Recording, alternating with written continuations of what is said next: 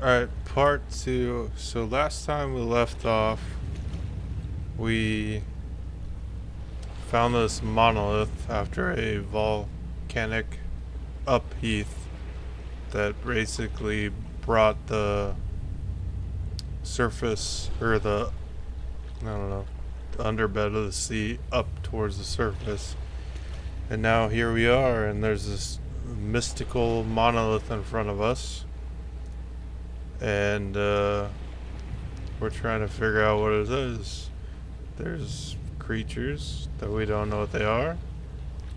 There's a shark. That's Jaws right there. Now we're just trying to figure out what's going on. See what's gonna happen. I'm excited for the rest of the storytelling. Let's get it on. Let's read this. Oh boy. Alright, storytelling methods. Dagon contains many themes and storytelling methods that Lovecraft developed in his later works, such as telling the story through carvings. I think I read this already, but I'll read it again. At the Mountain of Madness, The Nameless City, Journals and Characters' Notes, The Shadow Out of Time, The Haunters of Dark, Islands Emerging from the Ocean, The Call of Cthulhu, or fictional beings and deities based on real events in mythology, Migo in the Whisperer in Darkness. It's also considered the origin of popular Cthulhu mythos. Some of Lovecraft's other stories also conclude in a manner similar to Dagon, but let's skip to the details in order not to spoil it. And I think that's where we left off. So here we are. And this is the monolith. And let's see what happens. Plainly visible across the intervening water on account of their enormous size were an array of bas-reliefs whose subjects would have excited the envy of a doré. I think that these things were supposed to depict men, at least a certain sort of men. Though the creatures were shown disporting like fishes in the waters of some marine grotto.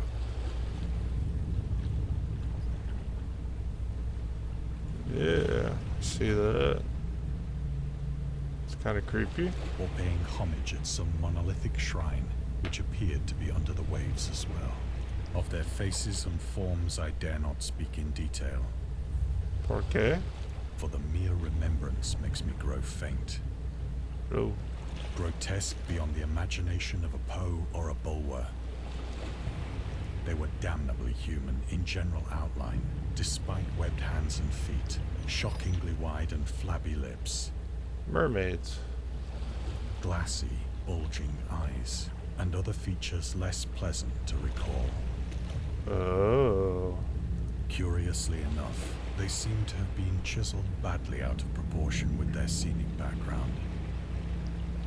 For one of the creatures was shown in the act of killing a whale, represented as but little larger than himself. I saw that. The dead whale back there. Yeah. The dead whale. I saw that. That was me. I remarked, as I say, their grotesqueness and strange size, but in a moment decided that they were merely the imaginary gods of some primitive fishing or seafaring tribe. Some tribe whose last descendant had perished eras before the first ancestor of the Piltdown or Neanderthal man was born. The sea not being the sea, but the sea being the sea now as today's. Yeah, gotcha.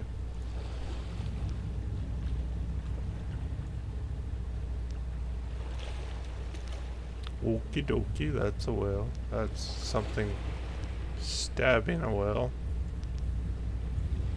Another whale. Awestruck at this unexpected glimpse into a past beyond the conception of the most daring anthropologist, I stood musing whilst the moon cast queer reflections on the silent channel before me. Then, suddenly, I saw it. I did? Where? Huh? Yeah. I saw what? I don't want to click next. What did I see? With only a slight churning to mark its rise to the surface, the thing slid into view above the dark waters. Oh god. I don't like this. I can't move. Polyphemus-like and loathsome, it darted like a stupendous monster of nightmares to the monolith,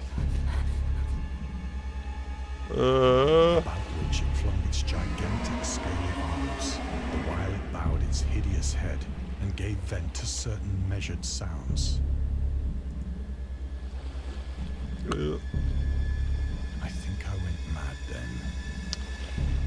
Yeah, me too. Of my frantic ascent of the sloping cliff, and of my delirious journey back to the stranded boat, I remember little. Oh, we're back. Somewhat, kinda. I'm out of it.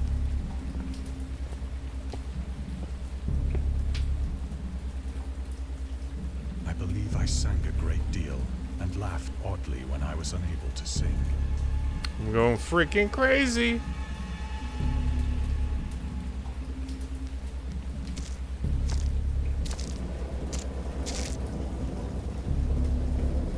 I have indistinct recollections of a great storm sometime after I reached the boat. At any rate, I know that I heard pearls of thunder and other tones which nature utters only in her wildest moods.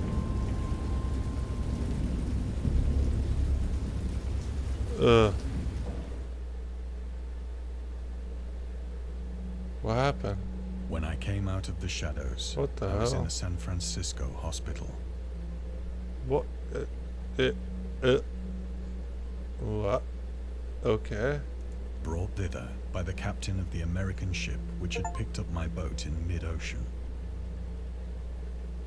In my delirium, I had said much, but found that my words had been given scant attention. Yeah, they scammed me alright. Of any land upheaval in the Pacific, my rescuers knew nothing. Nor did I deem it necessary to insist upon a thing which I knew they could not believe.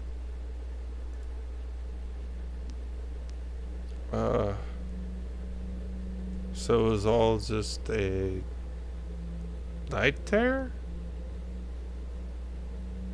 What was that big giant being? Oh, I don't like that. Once I sought out a celebrated ethnologist and amused him with peculiar questions regarding the ancient Philistine legend of Dagon, the fish god. Dagon. Okay, I can actually pronounce it right. Dagon. Sorry, I've been pronouncing it wrong this entire time. Dagon, the fish god. Alright, what do we got here?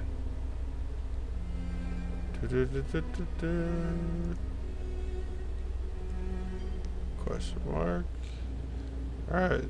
Dagon was the main deity of Philistines, worshipped throughout the Middle East as the ancient god of fertility and crops. In Hebrew, the word Dagon was a common noun for grain. The rulers of Akkad, Mesopotamia, chose him as the patron saint of their war conquests.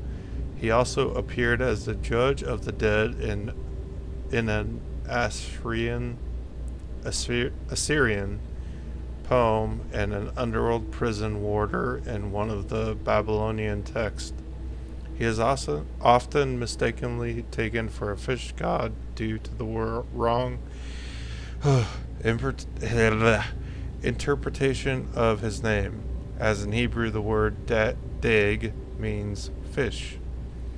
In H.P. Lovecraft's works, Dagon is an underwater deity, ruling over the deep ones, a humanoid race with fish traits that resides in the oceans. He is worshipped by a secret cult called the Esoteric Order of the Dagon. Okay. Creepy. And now I'm here.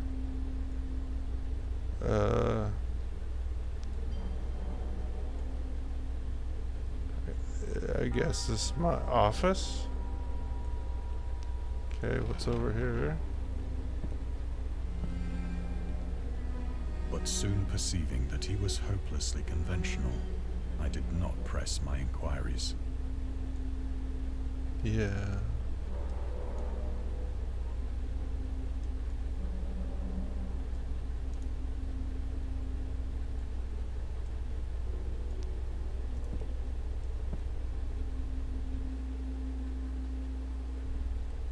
Clock.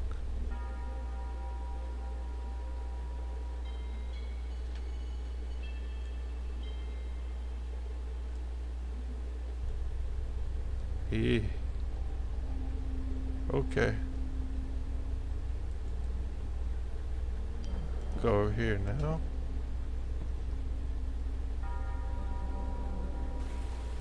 It is at night, Oh, we're especially back when the moon to the is start. gibbous and waning, that I see the thing. I tried morphine, but the drug has given only transient surcease and has drawn me into its clutches as a hopeless slave. Yeah. It's like we came back to the start. So now I am to end it all, having written a full account for the No. information or the contemptuous amusement of my fellow men. Don't do it. Ooh. Lovecraft on tobacco and alcohol. Lovecraft hated tobacco, even though he used to smoke when he was 12. In order to look and feel like an adult, in his correspondence with friend Reinhard Kleiner, he claims that he quit as soon as he started wearing long pants. He also had a very strong opinion about alcohol, as evidenced by his letter to Zelia Brown, dated 13th February 1928. As for the matter of drinking, I have never tasted intoxicating liquor, and never intend to. Have a strong aesthetic disgust at anything which blunts or coarsens the delicate nature equipoise of the evolved human intellect and imagination. Drinking excited my personal repugnance, hence I don't drink. Let the herd do what they will. I am rather in favor of prohibition, the prohibition of any one anti-social force as well as any other source. The Spirit of Revision, Lovecraft's letter to Zelia Brown Reed, Bishop H.P. Lovecraft, Sean Branney, and Andrew Leman, S.T. Joshi. Cool. And there's, I'm assuming, morphine, so I'm guessing we're going out that window. Often, I ask myself if it could not all have been a pure phantasm. A mere freak of fever as I lay sun-stricken and raving in the open boat after my escape from the German man of war. Yeah, dream fever. This I ask myself, but ever does there come before me a hideously vivid vision in reply. I cannot think of the deep sea without shuddering at the nameless things that may at this very moment be crawling and floundering on its slimy bed. Oh, I don't like that. Worshipping their ancient stone idols and carving their own detestable What is that? obelisks of water-soaked granite. We found it. I dream of We found the Loch Ness monster. above the billows to drag down into their reeking talons the remnants of puny, war-exhausted mankind. Of a day when the land shall sink and the dark ocean shall ascend amidst universal pandemonium. Oh my god.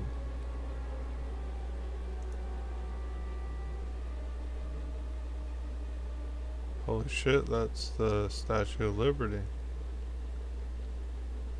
Oh. I get it. You don't get it, I get it.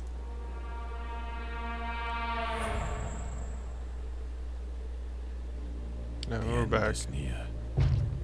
I hear a noise at the door, as of some immense slippery body lumbering against it. Go away.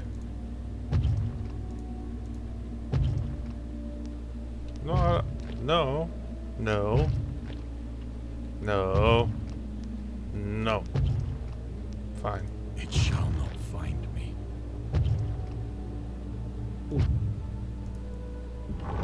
It's finding me. God, that hand! Ah! The window! The window! Run! Oh. Shit. We hope you enjoyed immersing yourself in our little pool of cosmic horror. We would appreciate if you took a moment to rate Dagon and check out our other games and DLCs. Yeah, I think that was, I thought it was going to be a little bit longer. That's on me. It was a fun game. It was intriguing storytelling, great voice acting. I'm trying to still think in my head what actually happened and what he thought happened. And if it was just the morphine or if he actually experienced what happened. You know? Either way, it was a great game. Fun to play, fun little podcast storytelling with visuals type of thing. Just a clicker game. But yeah, overall, super cool. This part's obviously going to be a lot shorter. But yeah, this is part 2, the end. I really enjoyed it. Thought it was really awesome. So anyways, if you like this little series of hold on one second, blah blah blah, well, obviously Dagon, but I do believe there are DLCs you can download for this, like the railway horror DLC and stuff like that. But if you like this kind of series, kind of storytelling horror, just hit a like, make a comment, dislike, whatever you want to do. But yeah, that's gonna be the end of the game, and hope you all enjoyed yourself and my storytelling abilities. But yeah, they did a good job. Props to the devs, props to the voice actors, and everybody else involved. That was dope. Alright, till next time. Peace.